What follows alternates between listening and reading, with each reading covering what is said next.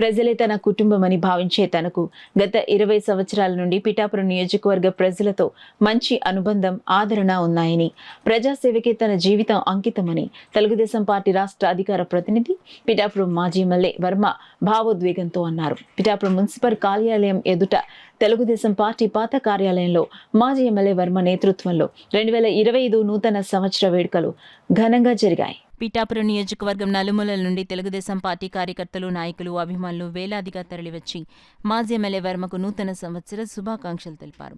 అదేవిధంగా పిఠాపురం నియోజకవర్గంలో ఉన్న ప్రభుత్వ ఉద్యోగులు, సిబ్బంది వచ్చి మాజీ ఎమ్మెల్యే వర్మకు నూతన సంవత్సర శుభాకాంక్షలు తెలిపారు.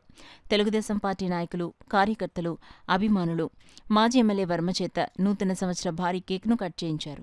గజమాలలతో సత్కరించారు. ఈ సందర్భంగా భారీ స్థాయిలో ప్రజలు రావడంతో వేదిక ప్రాంగణమంతా కిక్కిరిసిపోయింది. భారీగా తరలివచ్చిన తెలుగుదేశం పార్టీ నాయకులకు, కార్యకర్తలకు, అభిమానులకు మాజీ ఎమ్మెల్యే వర్మ ప్రత్యేక విందు ఏర్పాటు చేశారు.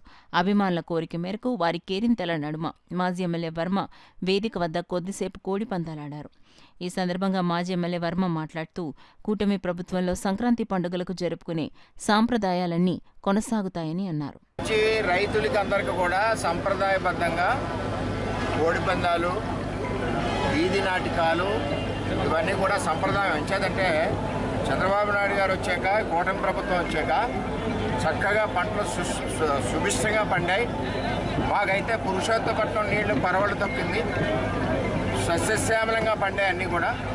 రైతులకి చిన్న చిన్న పండుగలు ఉంటాయి. ఈ సంప్రదాయాలను గౌరవిస్తారు.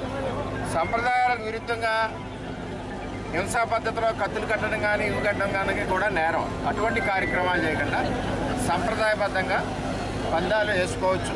పందాలు వేసుకునేటప్పుడు ఎక్కడ కూడా కత్తులు కట్టడం కానీ, వేరే విధమైన గ్యాంబ్లింగ్లు కానీ చేయకూడదు. అది సంప్రదాయానికి విరుద్ధం. అంచేత సంప్రదాయాలను ఎప్పుడు కూడా ప్రోత్సహిస్తాం.